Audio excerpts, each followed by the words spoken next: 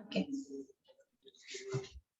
तो हम ऐसा क्यों बोला कि रिस्पॉन्सिबिलिटी और ऑथोरिटी को बैलेंस होना चाहिए? तो अगर रिस्पॉन्सिबिलिटी ज्यादा हो गया तो overburden the person can misuse his power, है कि नहीं? वो ज्यादा मिसयूज कर सकते जी, हैं। ये भी तो पॉइंट है ना कि मतलब अगर आप मेरे को रिस्पॉन्सिबिलिटी दे रहे तो आपको मेरे को ऑथोरिटी भी देना पड़ेगा उसको हाँ, वो मेंटेन भी एक करने के पॉइंट लिए। है, पर मेन बैलेंस का मतलब ये है कि यहाँ पे बोल रहे हैं कि एक इंसान के पास ऐसा नहीं होना चाहिए कि सारा ऑथोरिटी है और एक इंसान के पास ऐसा नहीं होना चाहिए कि सारा रिस्पॉन्सिबिलिटी। क्यों ऐसा है कि अगर किसी के पास ज्यादा ऑथोरिटी हो गया तो वो क्या कर लेगा, उस चीज को, पावर को मिसयूज कर मिसयूज, लेगा। और रिस्पॉन्सिबिलिटी ज्यादा हो गया तो वो इंसान पे क्या हो जाएगा, ओवरबर्डन हो जाएगा। ओवरबर्डन हो जाएगा। ओवरबर्डन। तो सो merely बोल रहे हैं कि responsibility without authority makes an executive less interested in discharging duties. तो वही जैसे दिव्यांशी बोला कि रिस्पॉन्सिबिलिटी जो है, अगर किसी इंसान के पास सिर्फ और सिर्फ रिस्पॉन्सिबिलिटी होगा, कोई तरह का ऑथोरिटी नहीं होगा, तो वो उस चीज को करने में लेस इंटरेस्ट दिखाएगा। फॉर एग्जाम्पल हम बोला कि तुम कंप्यूटर पे बैठ के मेरा ये काम करो, बट ये हो रहा है कि तुमको ये चीज का एक्सेस नहीं है, तुमको ये चीज का एक्सेस नहीं है, तो तुमको एक टाइम पे लगेगा ना कि हमें काम कर ही क्यों रहा है, बिकॉज यू विल बिकम मतलब not interested in the work और यू विल बिकम डिससेटिस्फाइड, है कि नहीं? तो हाँ वो दीदी। चीज को करने के लिए भी उस चीज का एक्सेस होना चाहिए। So similarly, giving authority without assigning responsibility makes him arrogant and there is fear of misuse of power. तो वहीं पे अगर हम बोल रहे हैं कि फॉर एग्जाम्पल हम तुमको अपना लैपटॉप दे दिया, I give you all the passwords and all, ठीक है, और तुम कुछ कर, मतलब तुम्हारा काम है, तुमको इतना सा काम करना है, बस तुमको हम बोला कि मेरा वर्ड फाइल खोल के तुम उसमें सिर्फ एबीसीडी टाइप कर दो, बस इतना सा, हमको एक कोडिंग चाहिए, हमको एबीसीडी लिखा हुआ चाहिए, तुम बस इतना टाइप करके दे दो और उसके लिए हम तुमको अपना सब चीज का पासवर्ड देते हैं, सब चीज का, ठीक है? तो ये बोलो मिसयूज नहीं हुआ? कहीं हाँ मिसयूज भी दीदी। हो सकता है, मिसयूज ऑफ पावर भी हो सकता है ना। वो हो सकता है मेरा कुछ प्राइवेट चीज देख ले, लेकिन मेरा मेल्स है, इंपॉर्टेंट डॉक्यूमेंट्स है, बैंक स्टेटमेंट्स है, तो वो देख सकते हैं। तो ये क्या है, मिसयूज ऑफ पावर हो सकता है। तो वर्ड समझ में आया, पावर। Authority responsibility. फिर we have discipline. Word discipline यहाँ पे क्या बात कर रहे हैं, बोलो। कि ऑर्गेनाइजेशन में डिसिप्लिन मेंटेन होना चाहिए। सुपरवाइजर्स लोग को अपना एम्प्लॉयज को मोटिवेट करना चाहिए हाँ, मतलब ये बोल रहे हैं कि यहाँ पे और वो लोग को देखो, फेयर डिसीजंस मेक करना चाहिए, मतलब बायस नहीं होना चाहिए टुवर्ड्स द एम्प्लॉयज हाँ, और प्रॉपर। डिसिप्लिन का मतलब यही है यहाँ पे कि जैसे हम बोल रहे हैं ना कि कभी कभी टीचर्स बोलते हैं कि प्लीज मेंटेन डिसिप्लिन। किस टाइप का डिसिप्लिन? जो टीचर बोला है वो तुम काम नहीं कर रहे तो वो भी हम बोलेगा तुम डिसिप्लिन नहीं। तो जो तुम्हारा जो फैक्ट्री है जहाँ तुम काम कर रहे हैं, वर्कर्स, वहां पे सर्टेन रूल्स एंड रेगुलेशंस होगा, उसको फॉलो करना इज नोन एज डिसिप्लिन। यहाँ पे एक और चीज आती है, एम्प्लॉयमेंट एग्रीमेंट।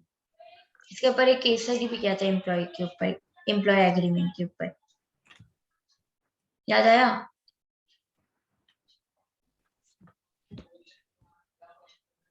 कि एम्प्लॉय दो, मतलब एम्प्लॉय और फर्म के बीच में एक सर्टेन वेज को लेके एग्रीमेंट था कि वो अगर ओवर टाइम करेगा तो उसको इतना पैसा दिया जाएगा, और कंपनी उसको उतना पैसा फिर दे दिया। याद आ रहा है? इस टाइप एक केस स्टडी किया था।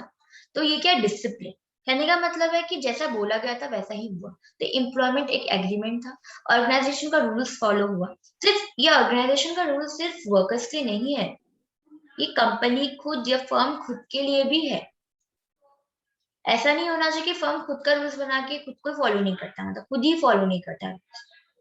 सो is the obedience to organization rules and employment agreement which are necessary for the working of the organization. Discipline requires good supervisors at all levels, clear and fair agreements and judicious application of penalties. मतलब वो discipline मतलब kind of ये होना चाहिए कि वो शांति बनाए रखना, कि सही में शांति होगा। याद है अभी हम लोग पढ़ा डिसिप्लिनेरियन क्या करता है, रूल्स और रेगुलेशंस ड्राफ्ट करते हैं ताकि शांति बनाए रखे। अगर कोई रूल्स एंड रेगुलेशंस नहीं होते, इमेजिन एक इतना बड़ा फैक्ट्री, यहाँ पे कोई रूल्स रेगुलेशंस नहीं है, वहां पे वर्कर्स दारू पी रहे हैं समथिंग, और लोग कुछ काम कर दिया, वो फोड़ दिया सामान, तो क्या होगा? हम्म, है कि नहीं? और अगर हम बोल दे, लिख दे, प्रोहिबिटेड ठीक है, alcoholic liquor prohibited in this premises, ऐसा लिख दे, रूल्स है, फॉलो करना ही पड़ेगा। अगर ऐसा रूल्स नहीं होता तो फर्म खुद भी कुछ नहीं कर सकता। फर्म वर्कर्स बोलते आपको यहाँ पे कहाँ लिखा है कि नहीं, कितना बार वो गेट के बाहर लिखा था ना प्रोहिबिटेड, हाँ दीदी। क्यों लिखा होता है, रूल है वो। आप अगर वो क्रॉस करके चला गया तो क्या होगा, आप उस चीज को, रूल्स को वायलेट कर। और अगर वहां पे कुछ नहीं लिखा हुआ है, ठीक है, और तुम एंटर किया, वो तो इंसान भी नहीं बोल सकता, तो तुम बोलते हो यहाँ पे कहाँ कुछ लिखा हुआ है कि नहीं। तो वो डिसिप्लिन होता है। डिसिप्लिन मतलब तुम डिसिप्लिन था, अगर तुम देखा वहां पे प्रोहिबिटेड था, तुम वहां पे नहीं किया, तो तुम डिसिप्लिन मेंटेन किया, तो वो तो डिसिप्लिन। बात समझ आया? हाँ दीदी। ओके, फिर यूनिटी ऑफ कमांड अभी हमने डिस्कस किया था, ठीक है। यूनिटी ऑफ कमांड क्या बोलते हैं कि वन बॉस वन, है कि नहीं।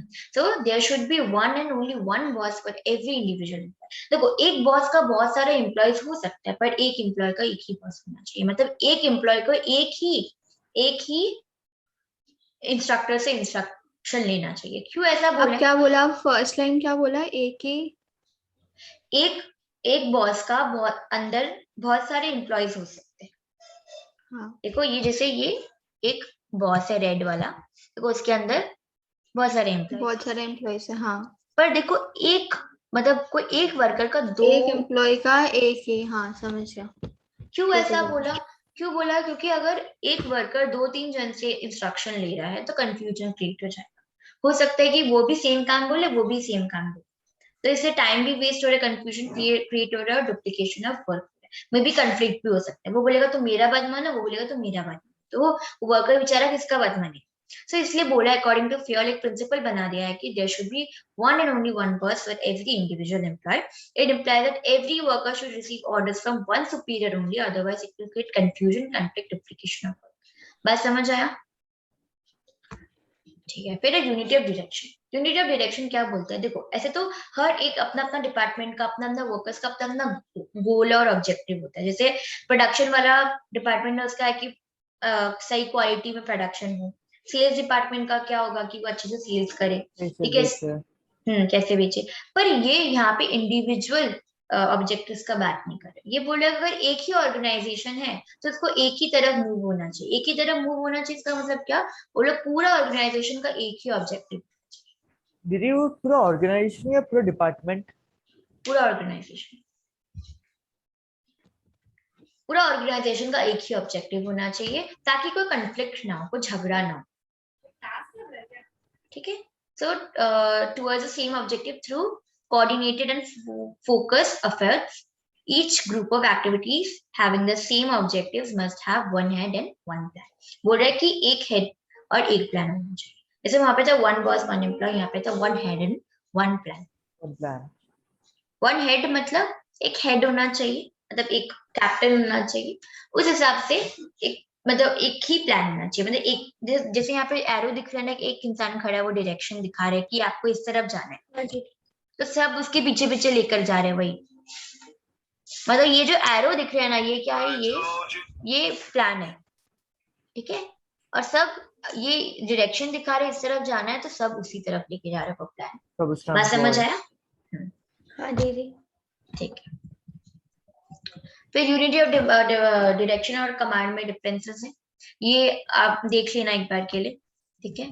फिर है subordination of individual interest to general interest. ये क्या है? Subordination of individual interest to general interest. कहने का मतलब ये है कि अपना अपना इंडिविजुअल मत सोचो, अपना अपना इंडिविजुअल इंटरेस्ट मत सोचो, ऑर्गेनाइजेशन के बारे में सोचो। एम्प्लॉय को अपना बेनिफिट से पहले ऑर्गेनाइजेशन का बेनिफिट देखना चाहिए। वेरी गुड, कि एक इंडिविजुअल को अपना बेनिफिट से पहले ऑर्गेनाइजेशन का बेनिफिट देखना चाहिए। मतलब प्रायोरिटी क्या होना चाहिए? ऑर्गेनाइजेशन का बेनिफिट। तो इसलिए बोल रहे हैं सिंपल वर्ड्स, हाँ, खुद का, मतलब एक एम्प्लॉय का खुद का, तो इसलिए बोल रहे वर्ड जनरल याद है, हम लोग उस समय भी किया था, स्पेसिफिक और जनरल। जनरल मतलब सबके बारे में सोचो, फिर अपने बारे में मत सोचो, ठीक है। फिर remuneration of employees. Remuneration of employees मतलब क्या बोल रहे हैं? जैसे वहां पे हम लोग बात करें, जो अच्छा काम कर रहे हैं उसको अच्छा दो। डिफरेंशियल पे स्वेज सिस्टम का ऑपोजिट है। ऑपोजिट है। डिफरेंशियल पे सिस्टम का ये काइंड ऑफ ऑपोजिट है। यहाँ पे बोल रहे सबको इक्वल पे करो, ठीक है, यहाँ पे सबको फेयर पे करो, इक्वल पे करो। The employee should be given fair wages so that they can have a reasonable standard of living. इतना तो दो कि वो लोग अपना जिंदगी स्टैंडर्ड ऑफ लिविंग जो जो बेसिक आराम से निकाल नेसेसिटीज है, सके। हाँ, आराम से निकाल सके। और ठीक है, ऑर्गेनाइजेशन को अपना भी देखना चाहिए कि वो अपना दे पाएगा। हाँ, वेरी गुड। और वो एक और पॉइंट है, wages should be within the paying capacity of the organisation. ऐसा नहीं कि 1 लाख रुपया दे रहे, और इतना कैपेसिटी ही नहीं है ऑर्गेनाइजेशन क्या देने के लिए, ऑर्गेनाइजेशन का कैपेसिटी के अंदर भी होना चाहिए, अंदर होना चाहिए। तो ये 2 बात को ध्यान में रखें। मतलब इतना देना चाहिए कि एम्प्लॉय का घर भी चल जाए, बेसिक वो अपना नीड्स पूरा कर पाए, बट वो within the capacity of the organisation. फिर है सेंट्रलाइजेशन और डिसेंट्रलाइजेशन। ये तो बहुत अच्छे से समझ आएगा। सेंट्रलाइजेशन क्या होता है? कंसंट्रेशन, सी से सेंट्रलाइजेशन, सी से कंसंट्रेशन। और डी से डिसेंट्रलाइजेशन मतलब डी से डिस्पर्स। क्या चीज का डिस्पर्स है? ऑथोरिटी, डिसीजन मेकिंग का डिस्पर्स। ठीक है, तो सेंट्रलाइजेशन क्या होता है? जो सेंटर मतलब एक सेंटर में एक इंसान होगा, वही सब डिसीजन। सेंटर में सपोज बोर्ड ऑफ डायरेक्टर है, सब डायरेक्टर्स मिलके, जो टॉप लेवल मैनेजमेंट है वो लोग मिलके ही सारे डिसीजंस ले। ठीक है, और डिसेंट्रलाइजेशन क्या होता है कि सब लोग अपना अपना व्यू पॉइंट बता सकते हैं, सब लोग मिलके अपने डिसीजंस ले लें। सो डिसेंट्रलाइजेशन में मतलब एम्प्लॉइज को भी इंक्लूड करते हैं डिसीजन लेने से पहले, और सेंट्रलाइजेशन में सिर्फ मतलब directors, The head of the DOP, managing directors, ये सब हाँ, मिलकर। हाँ, देखो, और ऐसा भी नहीं हो सकता कि पूरा ऑर्गेनाइजेशन को तुम डिसेंट्रलाइजेशन करो। हाँ, या फिर पूरा सेंट्रलाइज्ड भी नहीं हो सकता। थोड़ा सा डिसेंट्रलाइजेशन होना चाहिए, थोड़ा सा सेंट्रलाइजेशन होना चाहिए, दोनों का मिक्सचर होना चाहिए।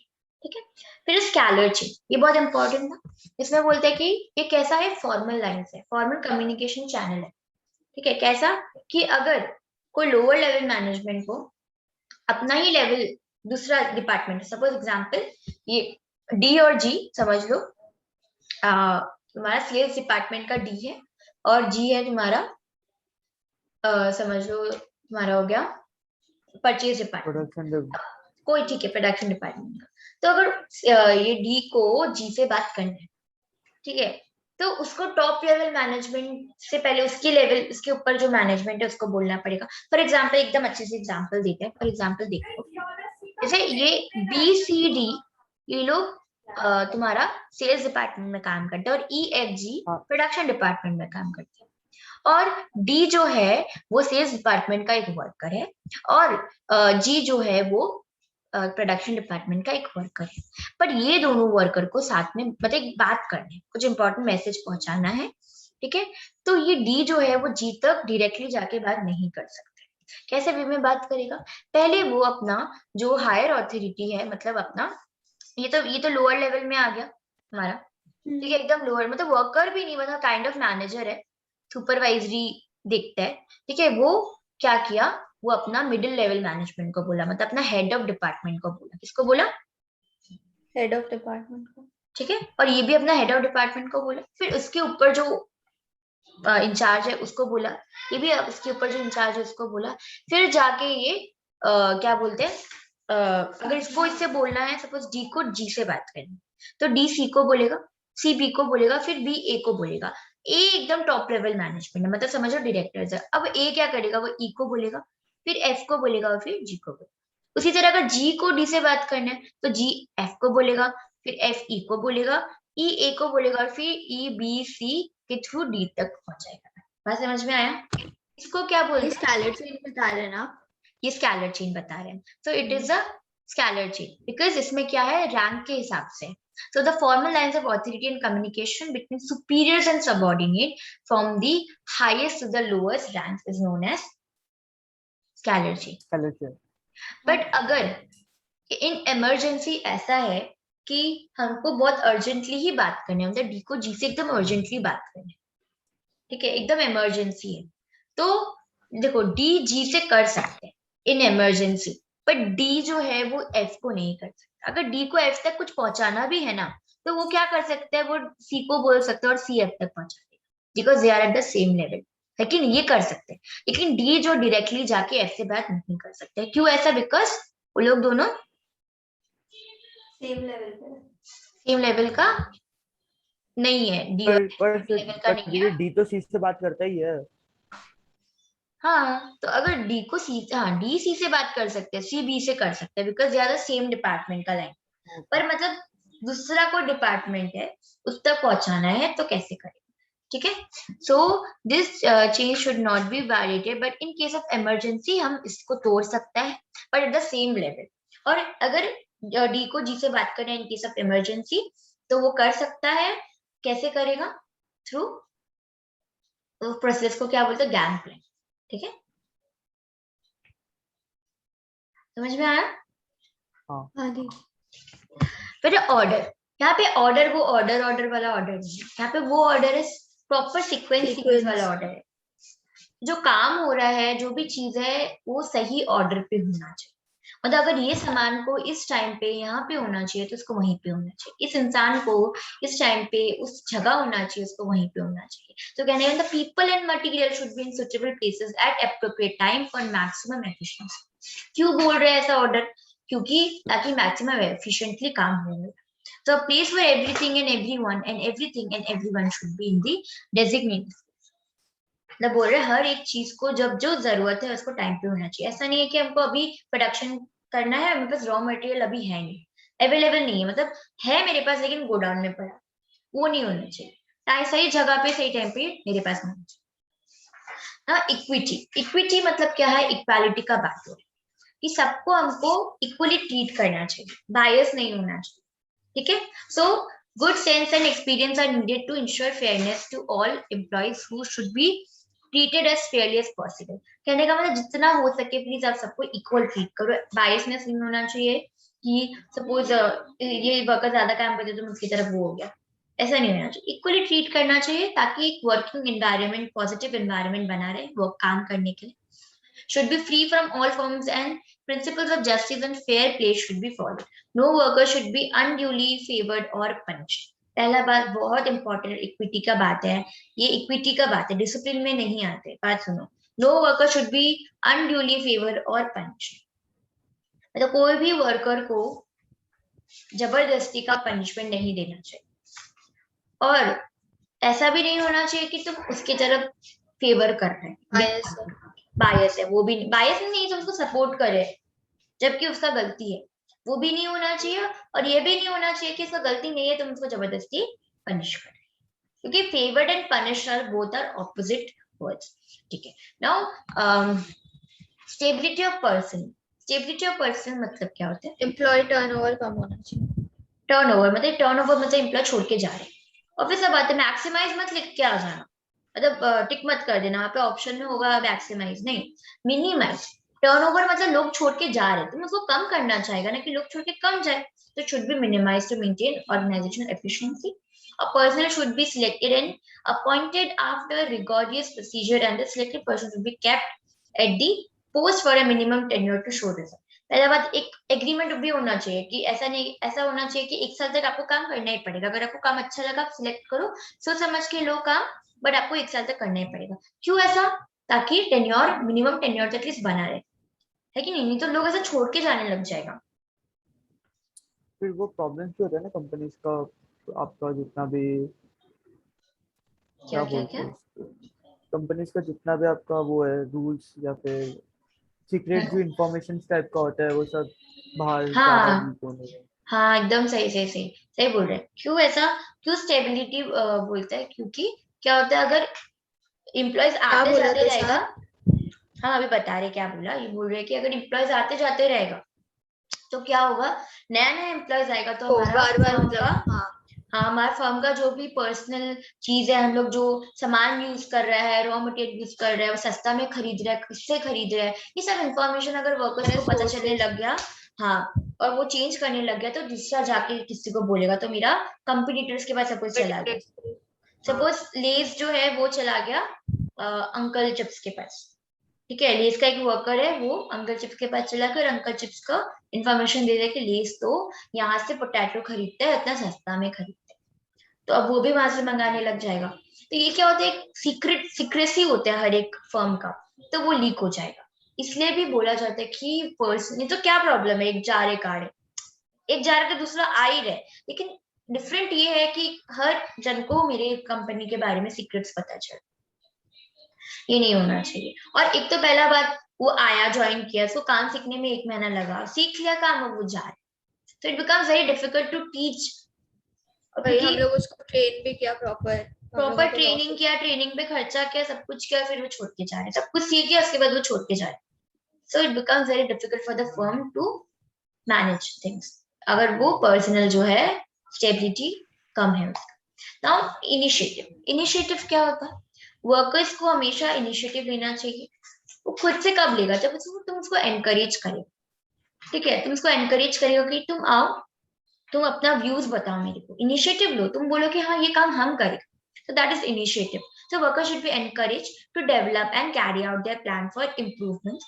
Initiative means taking the first step with self motivation. ये लाइन बहुत अच्छे से सुन लो। Dash means taking the first step with self motivation is initiative, है कि नहीं? So it is thinking out and executing the plan.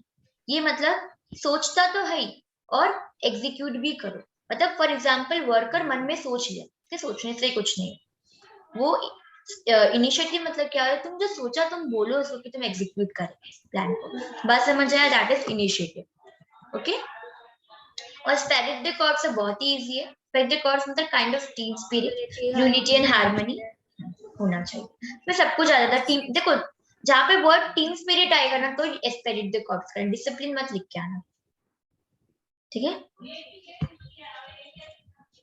Okay, इतना ये difference तो नहीं है दोनों का, ठीक है? चलो हम लोग का रिवीजन तो एटलीस्ट खत्म हो गया। इफ यू वांट अभी थोड़ा एमसीक्यूज कर सकते हैं 5-10 मिनट, जितना होता है पॉसिबल।